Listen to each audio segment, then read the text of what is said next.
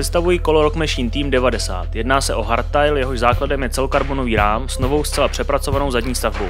Jejím charakteristickým znakem jsou mohutné duralové vyměnitelné zadní patky. Ty dávají zadní stavbě skvělou tuhost. Při prvním šlápnutí kolo ochotně akceleruje, dává znát nízkou váhu a vysokou boční tuhost.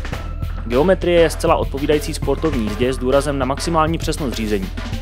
Kolo se chová jasně a čitelně, reaguje na každou změnu směru jízdy.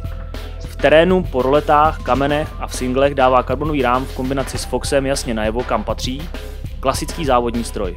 Přesný, rychlý, lehký. Nové desítkové XTR od Shimana není nutné komentovat. Jednoznačně sada bez kompromisů se specifikací 2x10.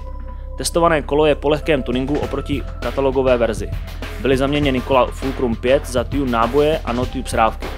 Tímto se celé kolo dostalo s hmotností pod 9 kg. Rock Machine Team 90 je ideální volbou pro rychlé a technické tratě. Pro všechny, kdo chtějí nízkou váhu a maximální výkon.